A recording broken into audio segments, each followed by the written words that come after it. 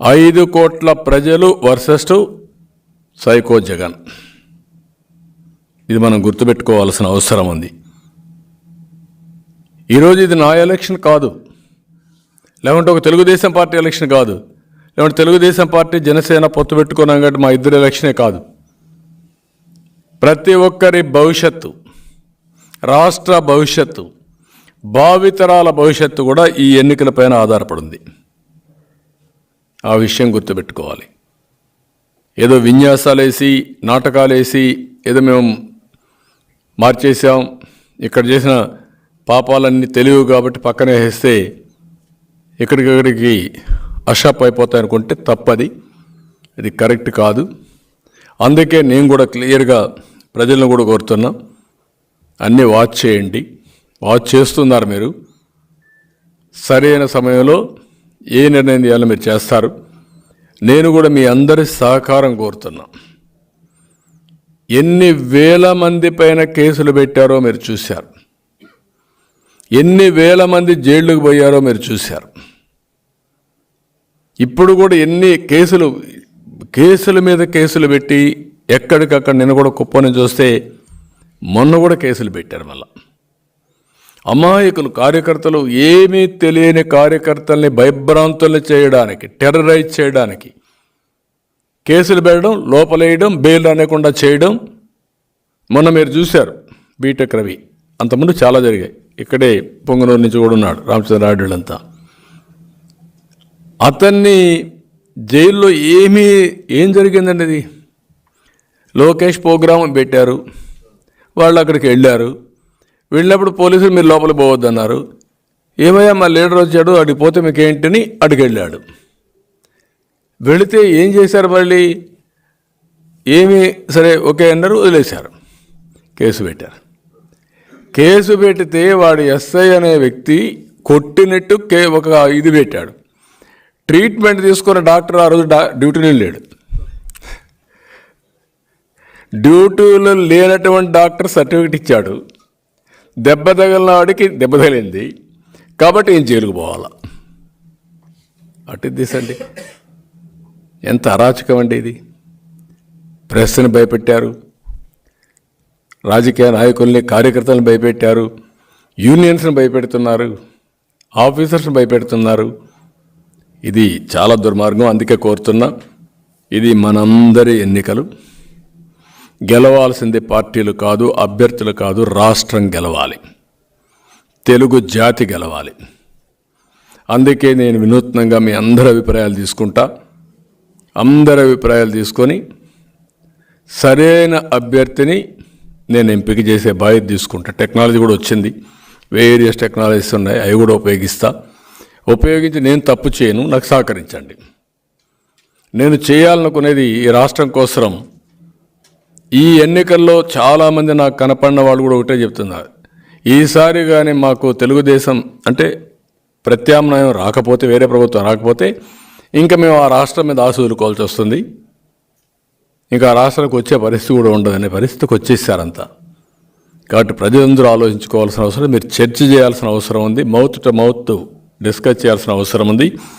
కడానం ప్రభుత్వాన్ని కూడా నడిపించే పార్టీని కూడా ముందుకు తీసుకుపోయే బాధ్యత మీది. నేనేదో డబ్బులు ఖర్చు పెట్టాలని చెప్పలేదు.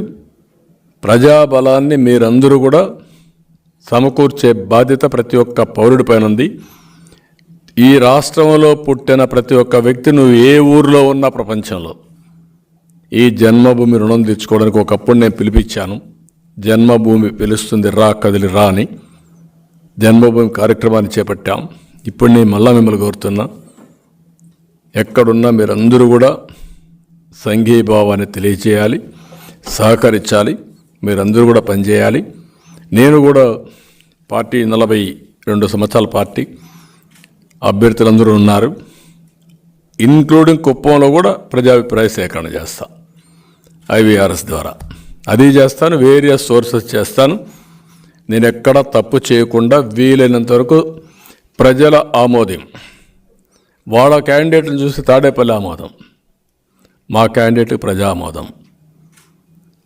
రేపు జరగబోయే సైకో జగన్కి, రాష్ట్ర ప్రజలకి మళ్ళీ అందరం కలిసి పోరాడి ఈ రాష్ట్ర భవిష్యత్తును కాపాడుకుందాం. దానికి మీరందరూ ముందుకు రావాల్సిందిగా మరొక్కసారి కోరుతూ, ఈ నూతన విధానం కూడా నేను ఎవరికి చెప్పను, ఎక్కువ విండో కూడా ఇవ్వను. నాకు తప్ప ఆ ఇన్ఫర్మేషన్ ఎక్కడ ఉండదు. ఆ ఇన్ఫర్మేషన్ అనేది ఇక్కడ పెడితే లేనిపోయిన అపోహలు వస్తాయి. అవన్నీ పెట్టుకొని ఎవరెవరిని ఏ విధంగా రైట్ ప్లేస్లో పెట్టాలో పెడుతూనే అందరినీ కన్విన్స్ చేసి రాబోయే ఎన్నికల్లో ఒకటే మళ్ళీ కోరుతాను, మా పార్టీ వాళ్ళకి కానీ బయట వాళ్ళకి కానీ, ఈ ఎన్నికలు మాత్రం చాలా హిస్టారికల్ ఎన్నికలుగా మిగిలిపోతాయి. అది గుర్తుపెట్టుకోవాలి. అవసరమైతే ప్రతి ఒక్కరూ ఈ రాష్ట్రం కోసం త్యాగం చేయాలి. రాజకీయ నాయకులే కాకుండా, రాజకీయ కార్యకర్తలే కాకుండా ప్రజలు కూడా త్యాగం చేసే పరిస్థితికి రావాలి. అప్రమత్తంగా ఉండాలి, ఉండి రాష్ట్రాన్ని కాపాడుకోవాలి.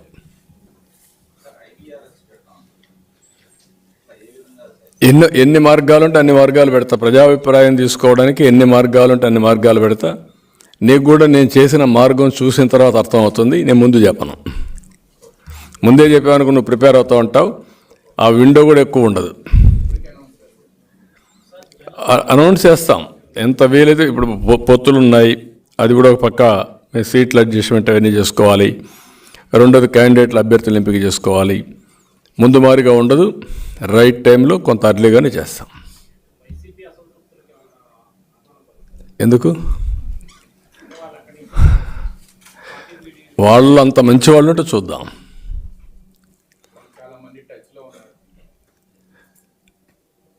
మునిగిపోయే పడవని దూకేయాలనుకుంటారు కదా, అది తప్పే ఉంది. చిల్లు పడింది, నీళ్ళన్నీ వస్తున్నాయి. ఇంక it is a matter of time, అది మునిగిపోతుంది. అందరికీ తెలుసు ఆ పడవ మునిగిపోతుందని. ఈసారి మునిగిపోతే శాశ్వతంగా మునిగిపోతుంది.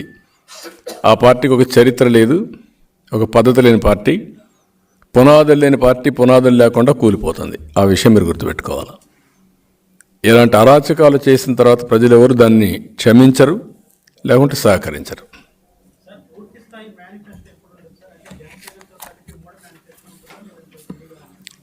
అన్నీ కూర్చొని వర్కౌట్ చేస్తున్నాం. ఎందుకంటే ఇప్పుడు ఇచ్చింది సూపర్ 6 ఇచ్చాం. Super 6 registrations are going on very well throughout the state. ఇప్పటికీ ఒక 36-37 లక్షల ఇండ్లు మా వాళ్ళు తిరగగలిగారు. అటు ఒక రోజున 1,20,000, 1,30,000 కూడా ఇంటికి వెళ్తున్నారు. మేము ఏదైతే బాబు గ్యారంటీ, బాబు షూరిటీ, భవిష్యత్ గ్యారంటీ ఇస్తున్నామో దాని మీద చాలా ఆసక్తి ఉంది ప్రజల్లో. ఎక్కడికక్కడ వాళ్ళే తీసుకుంటున్నారు. ఈవెన్ వైఎస్ఆర్ కాంగ్రెస్ వాళ్ళు కూడా వచ్చి తీసుకునే పరిస్థితికి వచ్చారు. కోర్ ఓటర్స్ కూడా తీసుకునే పరిస్థితికి వచ్చారు. ఎందుకంటే వాళ్ళు ఇచ్చే దాంట్లో మీరు చూస్తే అవి కూడా మనం గుర్తుపెట్టుకోవాల్సింది, పచ్చి మోసాలు చేసి 99% మేము ఇచ్చేసామని కథలన్నీ మాట్లాడుతున్నారు. ఏమీ చేయలేదు. చాలా నామరస్ ఉన్నాయి. అన్ని చెప్పినంత తప్పులే. ఒకే టెస్ట్ అతనికి మనం గుర్తుపెట్టుకోవాలి.